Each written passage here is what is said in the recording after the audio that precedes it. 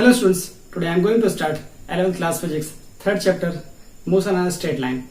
तो स्टूडेंट इस वीडियो में आपको क्या मिलने वाला है ऑलरेडी मैंने बोर्ड के प्लेन पर लिख दिया है, तो देख लेते हैं। तो स्टूडेंट आपको इस वीडियो में मिलने वाला है what is mechanics, then position, state of rest, state of motion, और बेसिकली ये वीडियो आज का डिस्टेंस और डिस्प्लेसमेंट पर बेस्ड है। ओके स्टूडेंट्स, तो पहले हम समझते हैं चैप्टर का नेम है motion in a straight line. Motion in straight line के ढेर सारे एग्जाम्पल आपने सुने होंगे। Motion in straight line means rectilinear motion और मोशन इन वन डायमेंशन।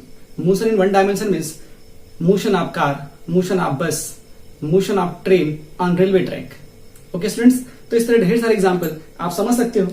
जैसे मैंने आपको दिया, ये कार है, इस कार का मोशन कैसे होगा, तो इस कार का जो मोशन होगा ऑन द रोड स्ट्रेट होगा। ओके, तो हम समझेंगे पहले मोशन में एंट्री करने से पहले क्या होती है position, then we will describe the rest, then we will describe the motion, then we will understand the what is the meaning of actual meaning of distance and displacement. Okay students, तो जैसा कि chapter का name है, हम समझते हैं पहले motion in a straight line. ये motion in a straight line क्या है, ये काइनेमैटिक्स का एक पार्ट है। तो अब स्टूडेंट माइंड में क्वेश्चन आया व्हाट इज काइनेमैटिक्स, तो काइनेमैटिक्स मैं आपको क्लियर कर देता हूं। काइनेमैटिक्स वर्ड्स में क्या है आप समझ रहे हो। काइनेमैटिक्स दो वर्ड से मिलकर बना है, काइन और प्लस मैटिक्स। तो काइन का मतलब होता है मोशन और मैटिक्स का मतलब होता है मैथ्स। क्या होता है, मैथ्स। आप समझ रहे हो, मोशन के ड्यूरेशन जो मैथ्स अप्लाई होती है for the calculation of kinematics variables. अब क्वेश्चन आया what are the kinematics variables, तो काइनेमैटिक्स वेरिएबल्स उन्हीं को हम इस चैप्टर में स्टडी करने वाले हैं। Distance, displacement, velocity, speed, acceleration, jerk, these are the kinematics variables. तो हम क्या करने वाले हैं इस चैप्टर में, मोशन के ड्यूरेशन, इन्हीं वेरिएबल्स को कैलकुलेट करने में, समझने में जो मैथ्स लगानी है वही मैथ्स होगी काइनेमैटिक्स। क्लियर हुआ। अभी काइनेमैटिक्स की हम डेफिनेशन भी देने वाले हैं, पर क्वेश्चन ये आया कि motion on a straight line kinematics का पार्ट है, तो काइनेमैटिक्स किसका पार्ट है। Yes student, kinematics is also be the part of mechanics. फिर क्वेश्चन माइंड में आया what is mechanics. Yes, mechanics is also be the branch of physics. Mechanics be the also the branch of physics. तो question आया कि अब हमको पहले समझना होगा मैकेनिक्स क्या है, देन हमको समझना होगा काइनेमैटिक्स। तो हम स्टार्ट करते हैं पहले स्कोप ऑफ फिजिक्स से। तो स्टूडेंट आप जानते हो what is the scope of physics, ये मैंने फर्स्ट चैप्टर में आपको अच्छे से क्लियर किया हुआ है। What is the scope of physics, for the study of physics, for the understanding of physics, point of understanding of physics, we already divided physics into parts. One is macroscopic,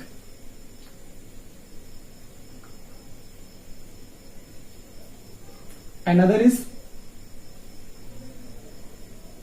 microscopic। हमने physics को दो part में divide कर रखा है, एक microscopic और एक मैक्रोस्कोपिक। अब हमने क्या किया, जो मैक्रोस्कोपिक है उसमें आपके पास क्या क्या होते हैं।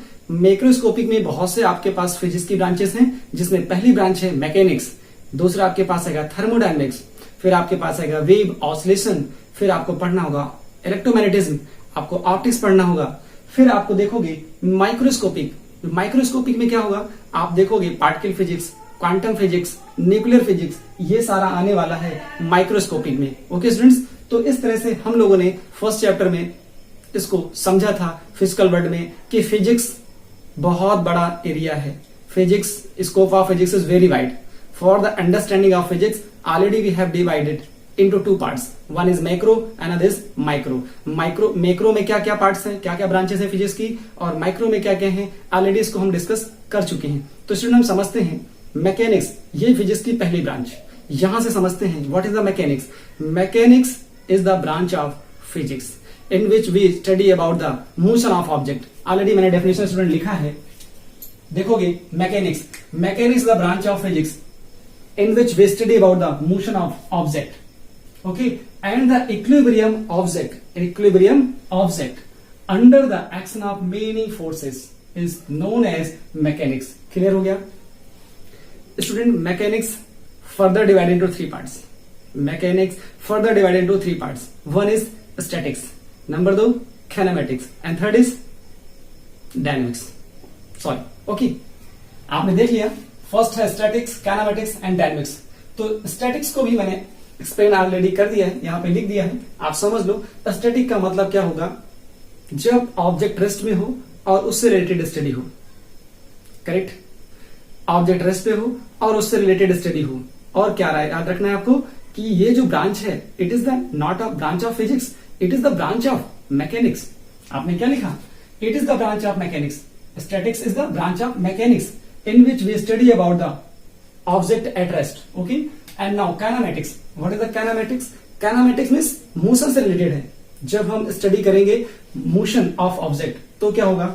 It is the branch of mechanics in which we study about the motion of object, but do not study the factor which are responsible for the motion. हम उन फैक्टर्स को स्टडी नहीं करने वाले हैं जो मोशन के लिए रिस्पॉन्सिबल हैं। But in case of dynamics we also study the factors which are responsible for the motion of object. तो मैंने स्टूडेंट लिख रखा है, it is the branch of mechanics in which we study about the motion of object, but also study the factors which are responsible for the motion. ये बात आपको समझनी है। ओके स्टूडेंट्स, तो हम लोगों ने समझ लिया कि फिजिक्स का स्कोप क्या है, कितनी ब्रांचेस में उसको कैटेगराइज किया है। तो फिजिक्स दो पार्ट में डिवाइडेड है, माइक्रो मैक्रो, और उसकी क्या ब्रांचेस होती हैं, उसमें से मैकेनिक्स फर्स्ट है। उस मैकेनिक्स को फर्दर कितने ब्रांचेस में डिवाइड किया गया है, कितने पार्ट्स में डिवाइड किया गया है? तो फर्स्ट था स्टैटिक्स, काइनेमेटिक्स एंड डायनेमिक्स। तो आपने समझ लिया। तो यहां इन तीन चीजों को समझने के बाद हम समझते हैं what is the position. Okay, जैसे मैं कहूं, पोजीशन को मैं आपको क्लियर कर दूं। सपोज ये आपके पास कार है, ये कार मेरे पास अभी यहां पे है। इसका मतलब इस कार की पोजीशन को अगर स्पेसिफाई करना है तो हम क्या करें? हमें कोई ना कोई एक पॉइंट चाहिए, रेफरेंस पॉइंट चाहिए। विथ रिस्पेक्ट इसको डिस्क्राइब करेंगे। Okay, for the specify the position of any point, any object, we have to need a reference point. Correct? Here it is a car, it is 10 centimeter from me, suppose 10 centimeter from me, and it is suppose from you 100 kilometers, 500 kilometers, whatever. तो क्या हुआ? तो इस car की आपसे position depend कर रही है पॉइंट ऑफ ऑब्जर्वेशन पर, कि आप इस कार से कितना दूर हो, कितना पास हो। मैं पास हूं तो ये मेरे से 10 सेंटीमीटर पे है, आप दूर हो तो आपसे कितना है? 100 किलोमीटर से, 500 किलोमीटर से, 1000 किलोमीटर से, कुछ भी हो सकता है। एज्यूम कर लीजिए, फिजिक्स ऑब्जर्वेशन में चलती है। ओके, तो मैंने क्या कर दिया? किसी भी बॉडी की पोजीशन को, किसी पॉइंट ऑब्जेक्ट को डिस्क्राइब करने के लिए मुझे क्या चाहिए? We have to need a reference point. Okay, तो मैंने डेफिनेशन में क्या लिखा हुआ है, चल चेक कर लेते हैं। मैंने लिखा position, in order to specify the position of any object we have to need a reference point. Okay, इसको भी अभी गिरना था, a reference point. Okay, position is a kind of place. अगर ये मेरे पास मार्कर है तो ये इस मार्कर की एक पोजीशन है, और मेरे से 10 सेंटीमीटर पे, आपसे क्या है? आपसे 100 किलोमीटर, 500 किलोमीटर, 1000 किलोमीटर, व्हाटएवर, कुछ भी। तो ये एक पोजीशन है, मार्कर की क्या एक पोजीशन है। इस पोजीशन को डिस्क्राइब करने के लिए या तो मुझे क्या चाहिए? रेफरेंस पॉइंट चाहिए। मैंने बोल दिया it is a kind of place. Okay, ये डिपेंड करता है कि from where I can observe this point, this marker, this body. तो मैंने लिखा है यहां पे, position is a kind of place from where I can observe the point और ऑब्जेक्ट। ये डिपेंड करता है हमारे पॉइंट ऑफ ऑब्जर्वेशन पे, कहां से ऑब्जर्व कर रहे हैं। तो वहां से अलग अलग पॉइंट, अलग अलग डिस्टेंस से इस मार्कर की या किसी पॉइंट की डिस्टेंस अलग अलग होगी। ओके, और स्टूडेंट ऑलरेडी मैं पोजीशन वेक्टर का वीडियो अपलोड कर चुका हूं। Okay, position vector and displacement vector, वहां मैंने बहुत अच्छे से क्लियर किया हुआ है, और न्यूमेरिकल्स भी मैंने पोजीशन वेक्टर और डिस्प्लेसमेंट वेक्टर पे ऑलरेडी कर चुका हूं। ओके, अब हम समझते हैं व्हाट इज द रेस्ट। अगर आपको पोजीशन समझ में आ गया, मैकेनिक्स समझ में आ गई, तो अब आपको समझना है रेस्ट क्या होता है? Then we come to the motion. आप रेस्ट वर्ड से समझ रहे होगे, rest means rest. If an object is our body is said to be in rest means what? If position of object does not change with its surrounding. Surrounding means what? Surrounding means reference point. With passage of time. Surrounding with passage of time. अगर किसी body की object की position change नहीं हो रही है, that means body और object is said to be at rest. आप बहुत से एग्जांपल दे सकते हो। फैन होगा रूम में, देखोगे आपकी टीवी होगी, ओके, कैलेंडर्स होंगे, टेबल होगी रूम में, ये सारे क्या है? आप देख रहे हो ये जो बोर्ड है, व्हाइट बोर्ड, ये क्या है? एट रेस्ट है। मतलब इस रूम की सराउंडिंग में और विद पासेज ऑफ टाइम इसकी पोजीशन चेंज नहीं हो रही है। इसमें that object is said to be at rest. मैंने लिख रखा है an object is said to be at rest if it does not change its position with respect to surrounding with passage of time. Books on the table, calendar on the walls and TV on the wall. LCD कह सकते हो आप, TV on the table होगी, LCD होगी, LED होगी, वो आपके पास क्या होगी? ऑन द वॉल्स होगी। Okay, that's enough. Now come to the motion. What is the motion? Motion, yes students, an object is said to be in motion. It means what? If it changes its position with surroundings, with respect to surrounding, with passage of time. जैसे आप देखोगे motion of car, motion of bus, motion of train, ये क्या है? With respect to surrounding. Okay, मतलब किसी reference point से और with passage of time change हो रही होगी। मैं अगर ये बात करूं, जैसे ये इस कार की है और मेरे से क्या हो रहा है, अगर मैं इसको ये मूव करने वाली होती तो ऐसे मूव करती तो इसकी इस रूम के सराउंडिंग में पोजीशन इसकी डिस्प्लेस हो रही और चेंज भी हो रही। ओके, तो इसका मतलब क्या होगा?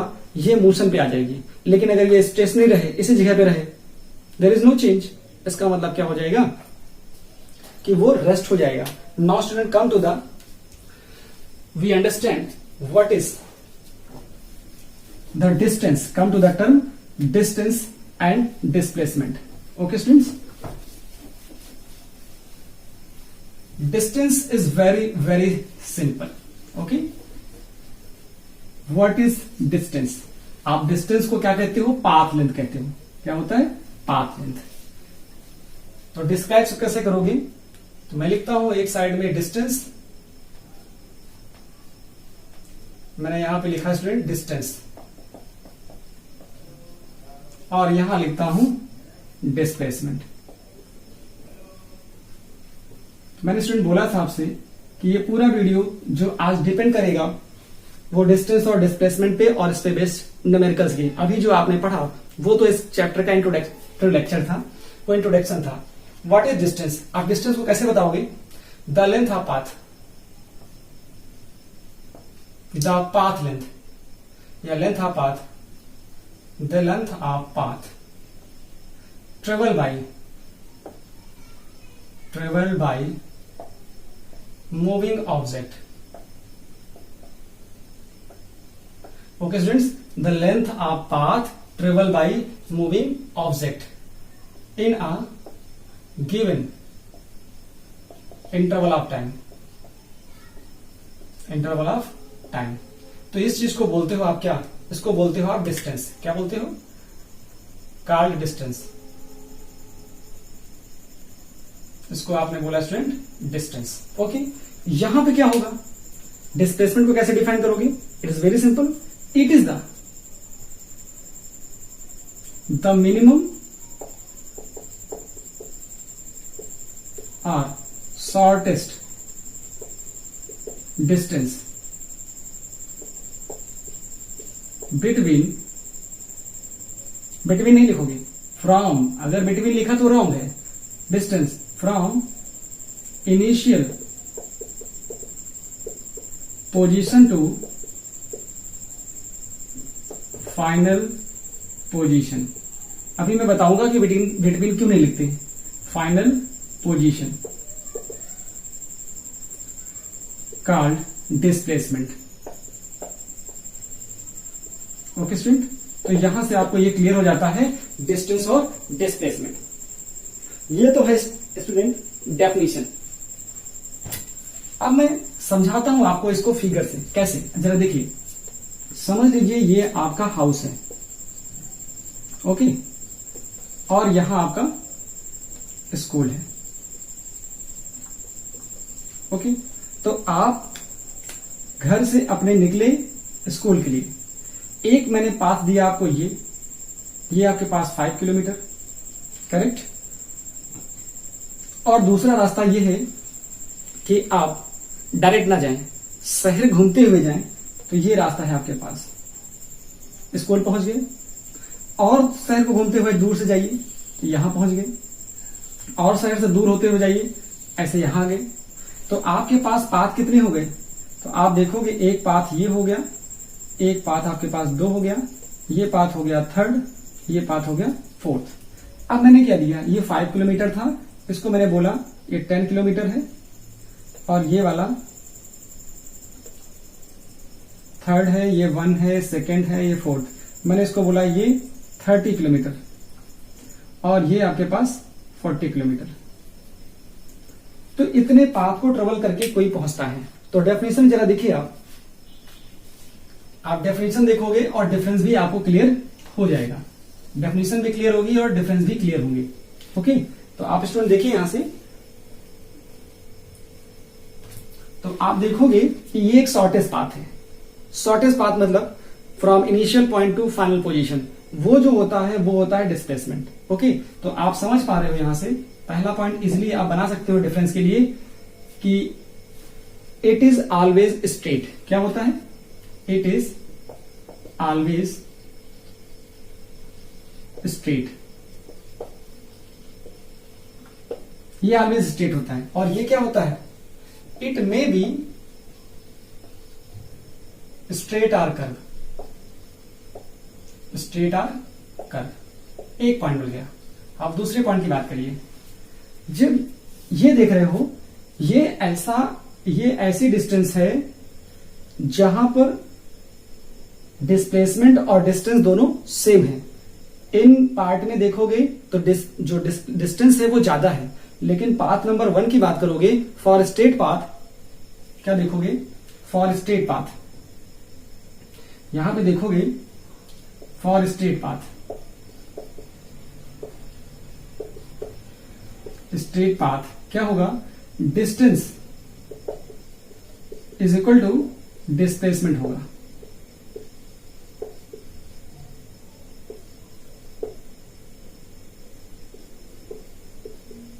ओके, यहां भी यही होगा for straight path, distance is equal to displacement. अच्छा, फिर आप देखोगे जरा सा, यहां क्या देख पा रहे हो, यहां ये जो डिस्टेंस है इस पाथ की, इस पाथ की, इस पाथ की, वो डिस्प्लेसमेंट से ज्यादा है। ये इस वाले को हम डिस्टेंस बोलेंगे स्मॉल डी, स्मॉल डी, इसको बोलोगे स्मॉल डी, और ये क्या है, कैपिटल डी, और यही स्मॉल डी के भी इक्वल है, ओके। तो मैं यहां लिख सकता था ये जो आया small D capital D for straight path, ये कहानी फुलफिल हो जाएगी। तो आप यहां लिख सकते थे 3rd, it is always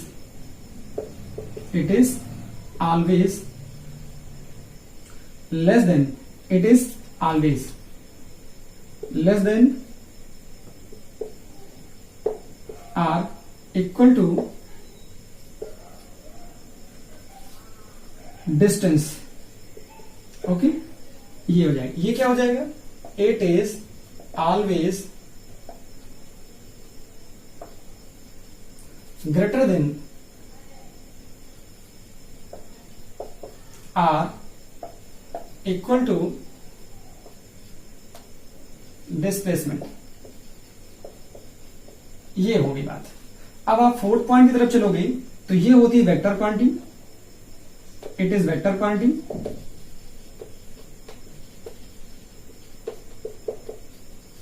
और ये होती है scalar quantity, it is scalar.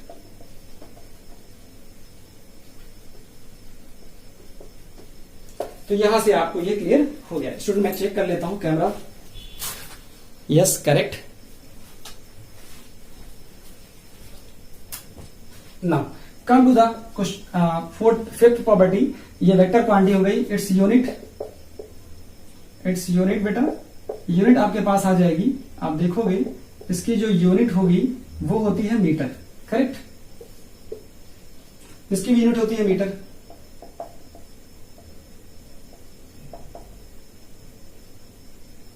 It's unit is metre. Now dimension formula, dimension formula क्या होगा? डायमेंशन फॉर्मूला देखोगे तो m0 l0 m and t0 ये होता है। इसका डायमेंशन फॉर्मूला देखोगे, डायमेंशन फॉर्मूला क्या आएगा? m0 l t0, correct. तो इस तरह से आप देख पा रहे हो। और ये जो इंपॉर्टेंट टर्म है, ये लाइन लास्ट की मैं लिख रहा हूं, it may B positive, negative और जीरो इन मैग्नीट्यूड। ओके, ये इंपॉर्टेंट लाइन, इसको आप याद रखोगे कि जो डिस्प्लेसमेंट होगा वो पॉजिटिव हो सकता है, नेगेटिव हो सकता है और जीरो भी हो सकता है। ये क्या होता है? It is always positive in magnitude. तो स्टूडेंट, ये थी डेफिनेशन और ये था एक्सप्लेनेशन। एक चीज मैं आपको बता दूं जो बहुत ज्यादा पूछा जाता है कंपटीशन में, और कंपटीशन का क्वेश्चन ये बनता है, यहां मैं लिख देता हूं, ये है कंपटीशन का question for NEET and JEE. क्या बनता है? आप लिखते हो डिस्टेंस और आप लिखते हो डिस्प्लेसमेंट, लिखते हो डिस्टेंस, लिखते हो डिस्प्लेसमेंट, डिस्टेंस, डिस्प्लेसमेंट, फिर लिखते हो डिस्टेंस और लिखते हो डिस्प्लेसमेंट। अब जरा देखिए इसमें से कौन सा ऑप्शन सही होगा। मैंने लगाया ग्रेटर देन, मैंने लगाया less than or equal, greater than or equal. तो आपको इसमें कौन सा ऑप्शन सही होगा वो टेक करना है। ये ऑप्शन सही है, जो डिस्टेंस होता है always greater than or equal to displacement. आप देख रहे हो फॉर स्ट्रेट पाथ ही कंडीशन एक बनती है जहां पे डिस्टेंस और डिस्प्लेसमेंट दोनों सेम होते हैं। अदरवाइज सारे केसेस में, सेकंड में, थर्ड में, फोर्थ में आप देख रहे हो डिस्टेंस ही ज्यादा है, डिस्प्लेसमेंट कम है। तो आपसे कोई पूछ सकता है in which condition distance and displacement both are equal, तो आप कह सकते हो for straight path distance and displacement both are equal. Now student, come to the numericals. Yes students, तो लेते हैं numericals. First question is, a man moves 10 meter towards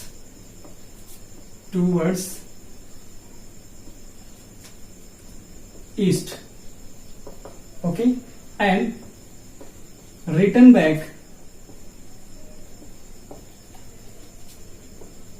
at initial point.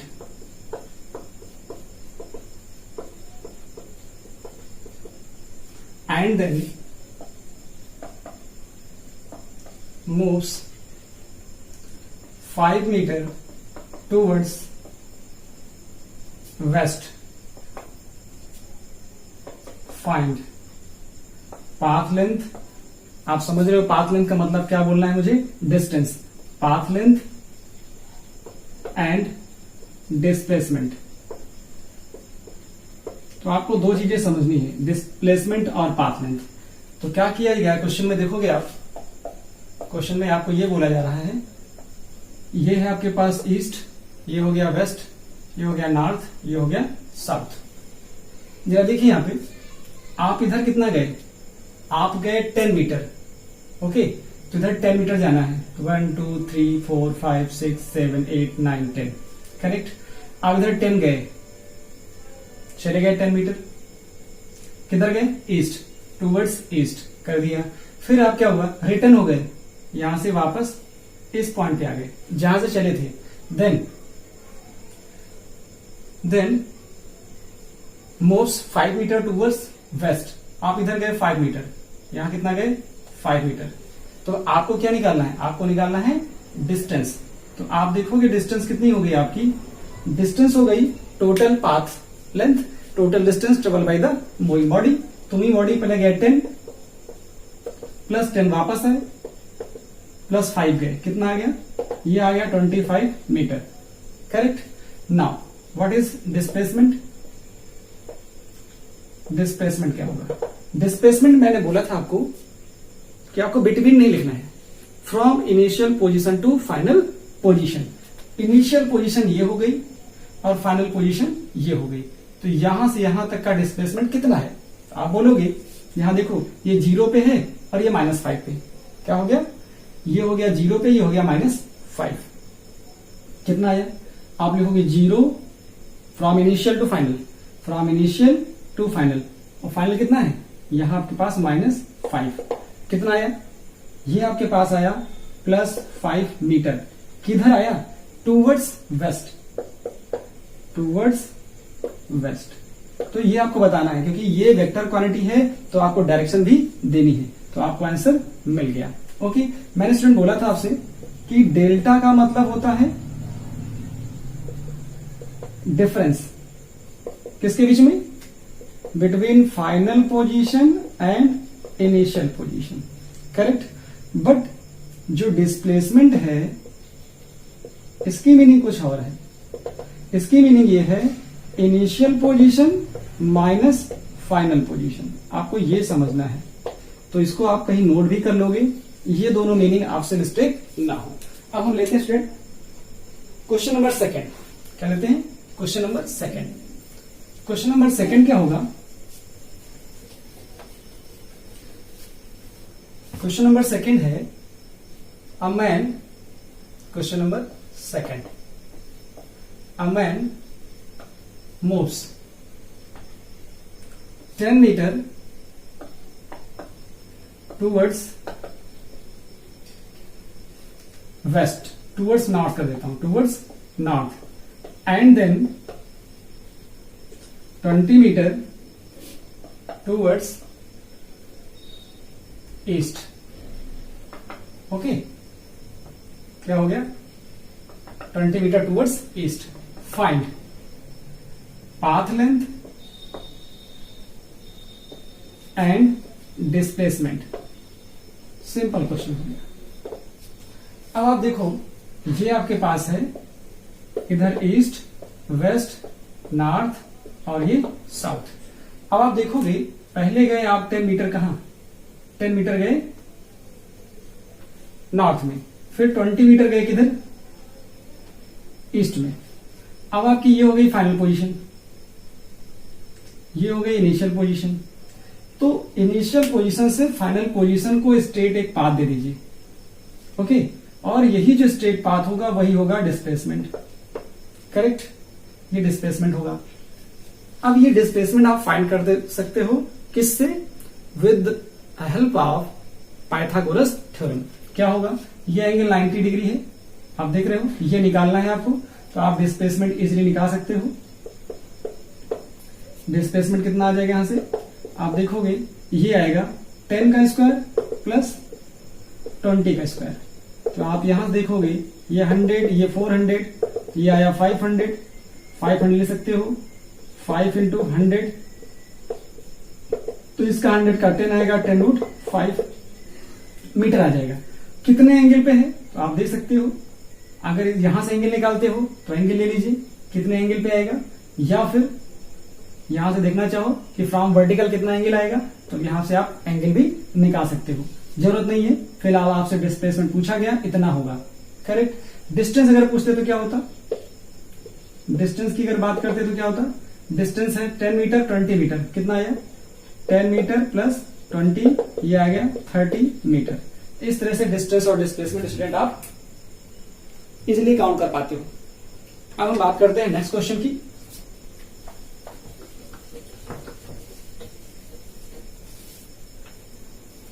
A man moves on circular path.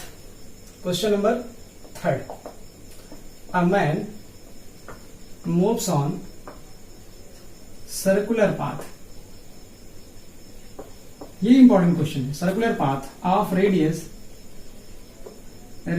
R, capital R. Find क्या find करोगे? Find distance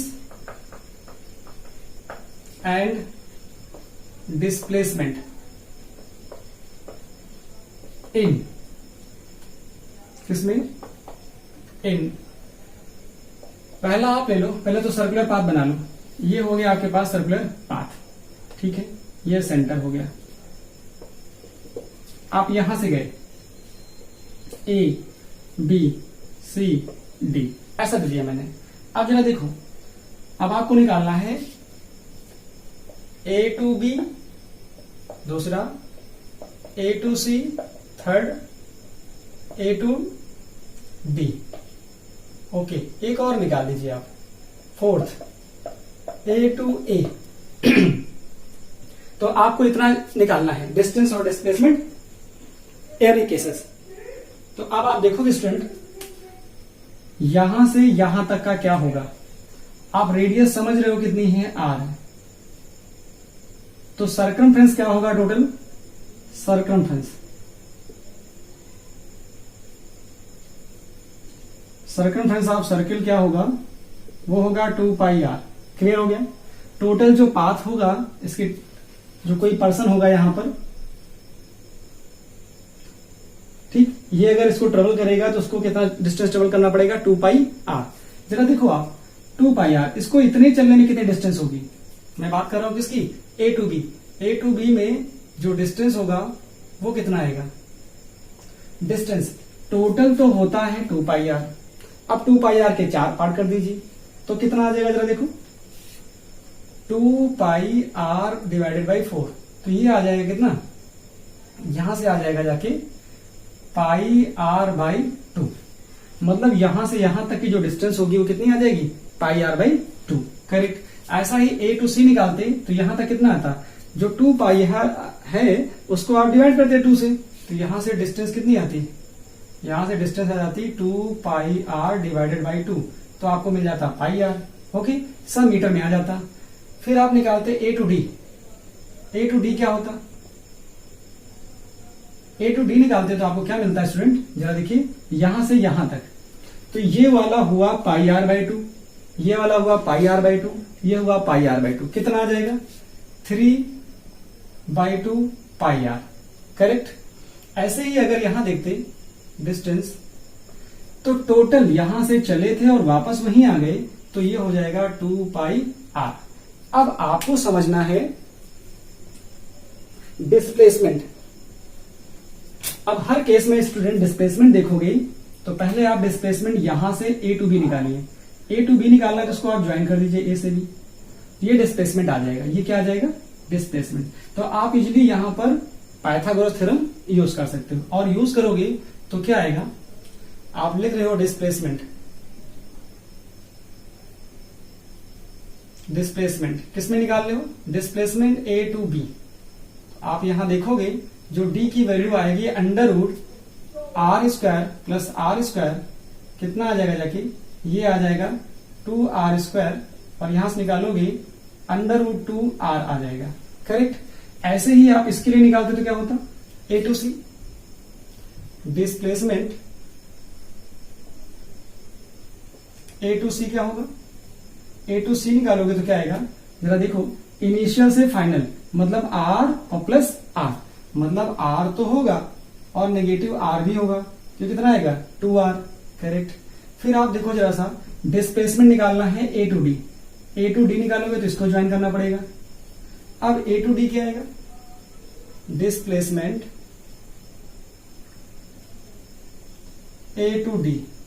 अब A to D निकालोगे तो again जैसा इधर किया वैसे इसके लिए करोगे। R square plus r square क्या आ जाएगा? अंडर रूट 2r स्क्वायर, तो ये आ जाएगा r square plus r square, ये आएगा 2r स्क्वायर, इसका हो जाएगा अंडर रूट 2r। तो इस तरह से आप डिस्प्लेसमेंट निकाल लेते हो। अच्छा, एक डिस्प्लेसमेंट और चाहिए अभी, किसके लिए चाहिए? डिस्प्लेसमेंट ए टू ए चाहिए। जब ए टू ए यहीं से चले और वापस वहीं पे आ गए, ऐसे घूमते हुए यहां से चले थे, घूमते घूमते घूमते वापस कहां आ गए? उसी जगह पे आ गए, तो डिस्प्लेसमेंट कितना होगा? 0 हो जाएगा। तो आपने डिस्टेंसेस निकाल दिए, डिस्प्लेसमेंट निकाल दिए। ओके स्टूडेंट्स, अगर मैं इसी में ऐसा पूछ लेता क्या पूछता मैं आपसे, अगर मैं यहां पे ये कहता आपसे, ऐसा ही क्वेश्चन रहता, इफ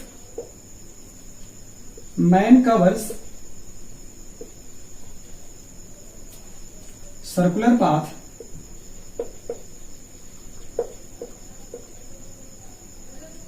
पाथ इन 20 सेकेंड, ऐसा मैं कहता। सेम क्वेश्चन है, if man covers circular path in 20 second, then find distance and displacement in at the end of 70 second. अगर मैं आपसे 70 सेकेंड में पूछूं कि मैन कितनी डिस्टेंस ट्रेवल करेगा और कितना डिस्प्लेसमेंट ट्रेवल करेगा। ओके स्टूडेंट्स, तो आप इसे सोचिए।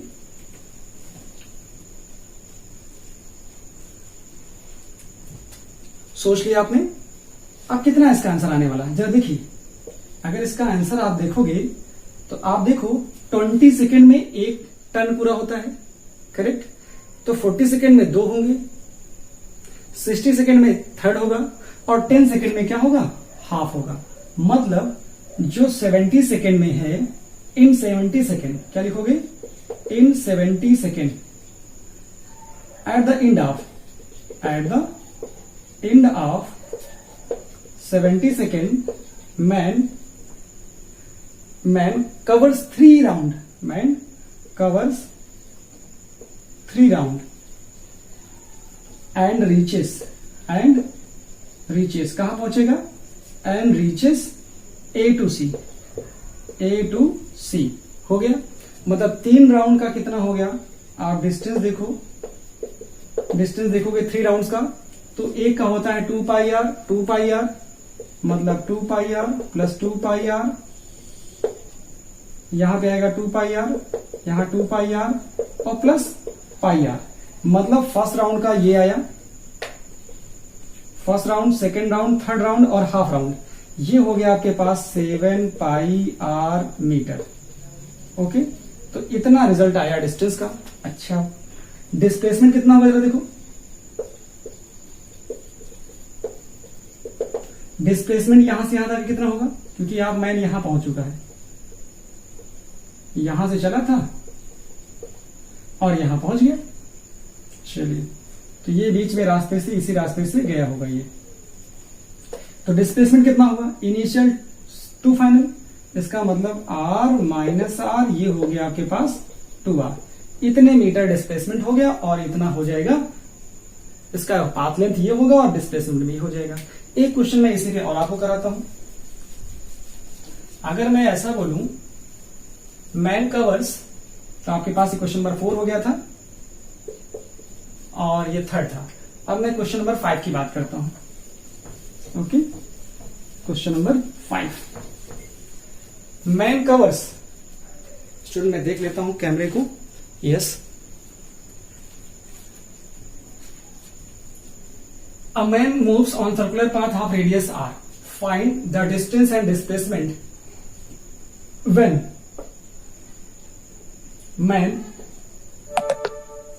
man reaches A to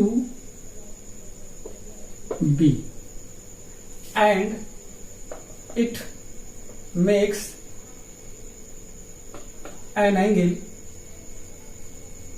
120 degree at the center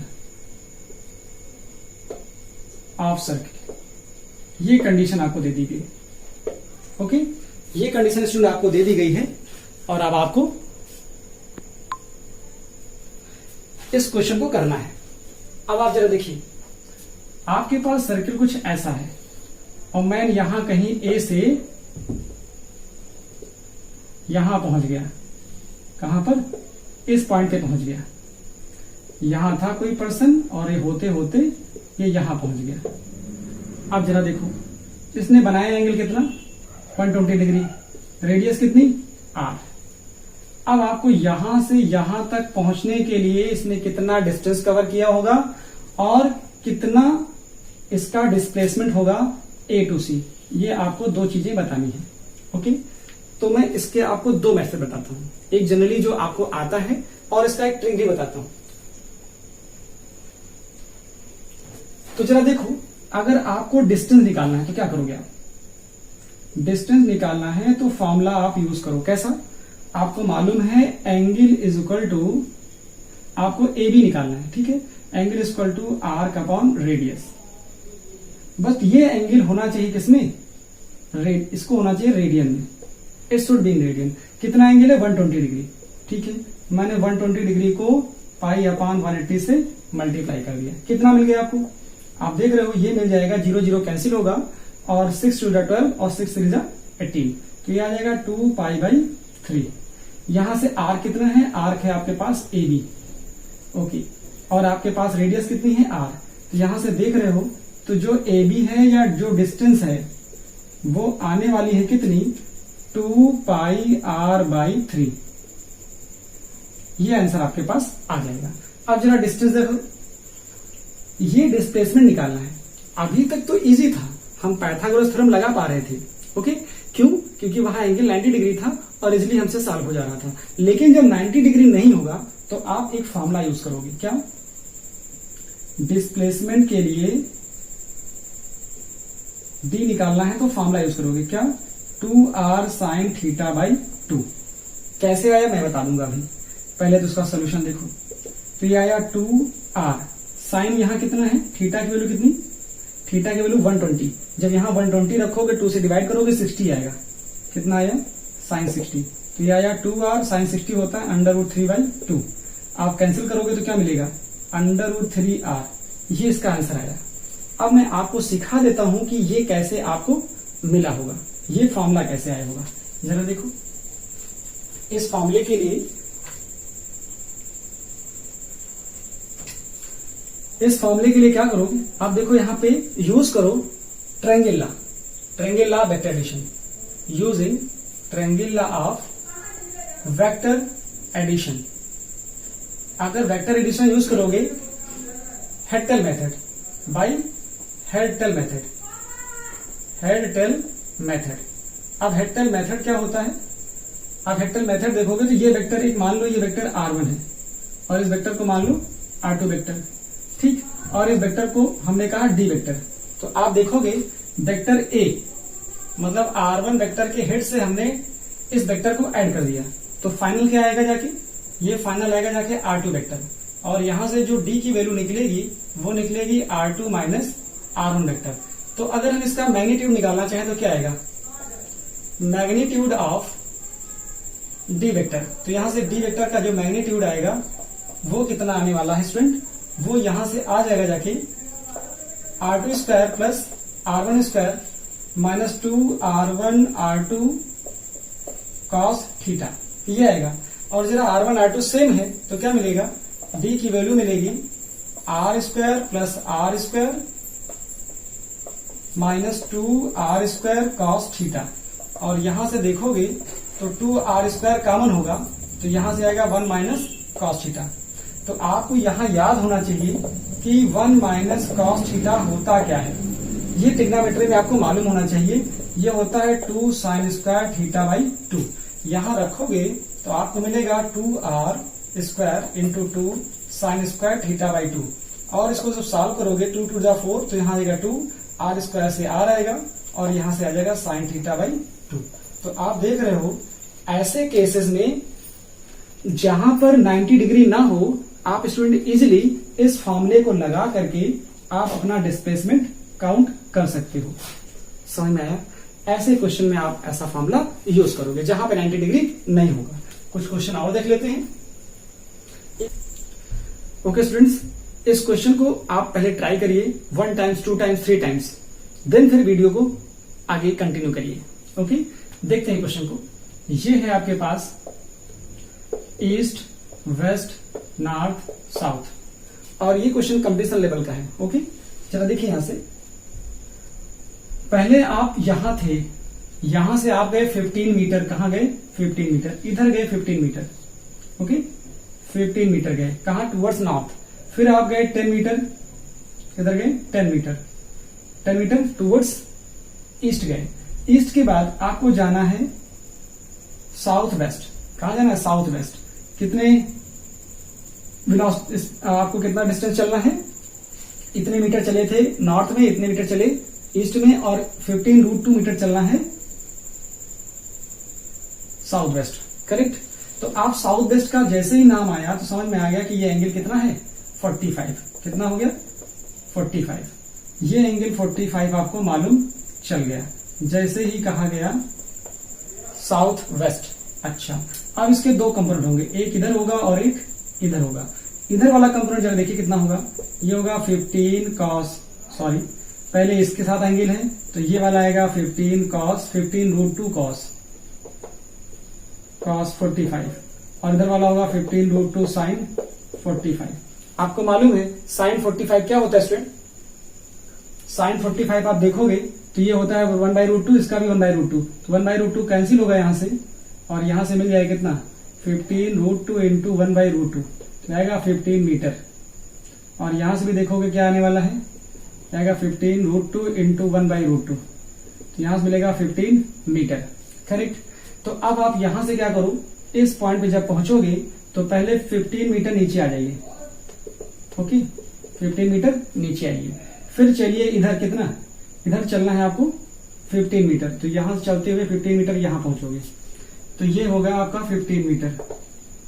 okay, तब जब यहां पहुंचोगे तो ये आपके पास फाइनल पोजीशन होगी। क्या होगी? और ये आपके पास इनिशियल पोजीशन थी। तो आप देखोगे ये डिस्प्लेसमेंट होगा। क्या होगा? डिस्प्लेसमेंट। तो आप यहां ले सकते थे, डिस्टेंस कितनी होगी? डिस्टेंस आपके पास होगी 15 मीटर प्लस 10 मीटर प्लस ये कितना होगा? 15 मीटर प्लस इधर कितना होगा? 15 मीटर। समझ में आया? पहले गए 15 मीटर, फिर गए 10 मीटर, 10 मीटर, फिर आए 15 मीटर, 15 मीटर, ओके, फिर 15 मीटर, 15 मीटर। अब आप काउंट करोगे 15, 15, 30 और ये 45 और 10, 55, तो ये आपके पास आ गया 55 मीटर। इतनी डिस्टेंस आपने ट्रेवल कर ली। ओके, आप डिस्प्लेसमेंट जरा देखिए। डिस्प्लेसमेंट देखोगे स्टूडेंट तो कहां पहुंच गए? आप इनिशियल से यहां पहुंच गए। इसका मतलब initial position minus final position. अब जरा इनिशियल पोजीशन आपके पास 0 थी, इधर नेगेटिव में आए, माइनस कितना? 5। ओके, यहां से कितना होगा? ये आपके पास 5 मीटर होगा, क्योंकि ये 10 था, ये भी 10 होगा, तो ये होगा 5 मीटर। तो आप यहां से पहुंच गए 5 मीटर कहां?